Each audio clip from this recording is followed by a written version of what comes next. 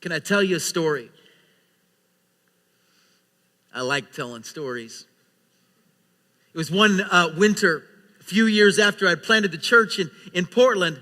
A bunch of my guys were itching to get out of Dodge. So they packed up a caravan of so many trucks with so much gear and guns and ammo and gasoline and off-road toys, right? That it would make a redneck drool.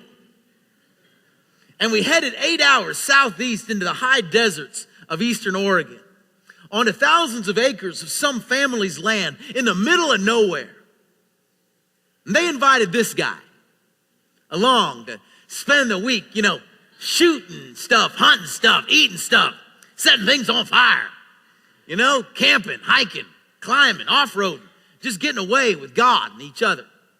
How many of you're like, now that's living? Oh yeah. Some of you are like, no, that's the H-E double hockey sticks. You know what I'm saying? Well, I was loving it. Taking it in. Now throughout this land that we were in the middle of nowhere, were old lava tubes.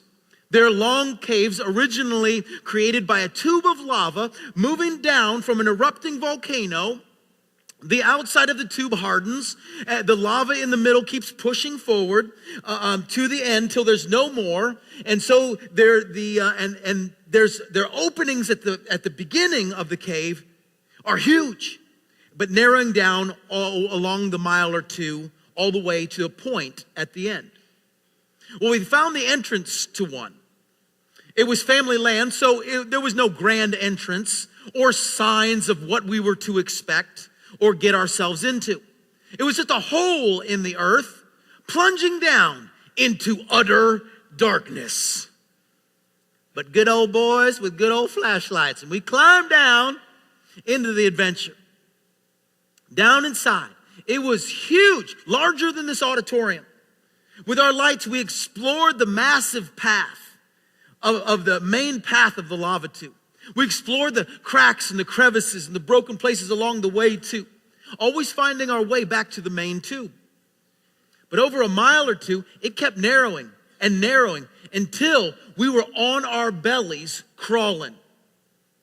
The wall above it, below us, it was tight in. And we were getting towards the end of the tube. At one point, some of my friends decided to hold back. But they said, Steve, you go on. Let us know what you found, So I ditched my coat and my backpack, otherwise I wouldn't fit, And a few friends and I, we kept on crawling. I felt claustrophobic at the thought of getting caught down there or flooded in all of a sudden, or the earth, it would even shift a centimeter. It would trap and crush my sternum, for a slow, agonizing death. These are the things racing through my mind. I thought about retreating, but something in me would not give up. I wanted to keep crawling to the very end. I didn't know what was at the end, when it would end, or if I'd be able to reach the end. But me and my flashlight and my belly crawling brothers, we were going to give it a try. All I could feel was this cold, hard, sharp lava rock on every side of me. When all of a sudden, my hand reached out in the dark and it felt something odd. It was sand. It felt good. It was soft. So I got up to it and I just had a little room. I laid back on it for a breather, and then I flashed my light ahead just enough, and I thought I could see an opening. We crawled up into the opening and looked around. We were in what seemed like a small dome of rock, tall enough I could almost stand up in it. And across the bottom was a huge bed of this soft sand. We stretched out on it, laid on our backs, kind of resting our bodies and resting our nerves from the journey. As we started shining our lights around, we put it together. It was the sand that the lava had pushed ahead of its path eons ago. It was the bubble of air at the end of the tube. We had made it to the end. And then a flashlight reflected off something. It was a clear plastic jar with something inside of it. I'm like, what? How did that get down here? We unscrewed the lid, and inside was a small pad of paper that said, "Congratulations, you made it to the end of our family cave." And then I read in amazement names of people with dates as far back as the 1930s.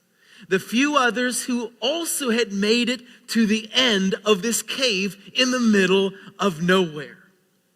And there in the jar was a pen. So we each wrote down our names in a note, in this little book of paper, excited like little school children discovering the coolest adventure ever. And we screwed the lid back on and took one last look around at the end of the tube, and we cycled round through the tight squeeze back toward our other friends. We flashed our lights ahead and we called out, "You got to shed your packs. Head this way. You are so close. You can make it. The end is the coolest thing ever. You've got to come see this." Some still declined, but a few took the invite, followed the light and our voices, and crawled their way to the end, where just like us, they had the time of their lives and quite the story to tell. It was one of those coolest little, Huck Finn, Tom Sawyer, unexpected adventures of my life. Would it have happened, though, without my flashlight? No way. Would it have happened if my belly-crawling brothers had given up? Probably not. If I'd lost heart along the way, would the friends behind me that weren't daring to come, would they have ever reached the end? Likely not. See, your life makes a difference to the very end. In 2 Corinthians 4, God is saying, "I formed your life. I gave you the light of Jesus, the heart to follow him. So don't you lose heart.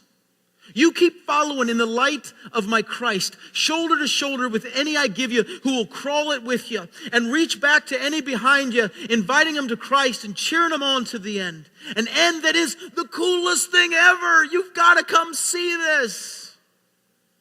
Because you know what? Better than some cross-country trip is the adventure of the human life, your life, created by God. The God who loves you so much and created you to let him inside. Even better than going into the middle of nowhere with a bunch of guys is going into this life, into battle with true friends and family that God gives you, who they got your back. Better than taking some flashlight into a cave is inviting the light of this world, Jesus Christ, to shine in you, redeeming even your most broken places inside. Because way better than a bed of sand in an air pocket at the end of some lava tube is the perfect, all-inclusive vacation of your dreams that you win at the end of this life.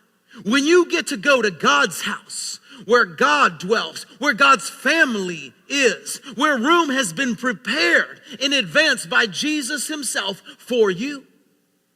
And you better know that your name on a dirty old pad of paper in a beat up old jar at the end of a cave is way better than that, is your name already written in the Lamb's book of life. Because you said yes to Jesus. You didn't give up. God says, "Come on in."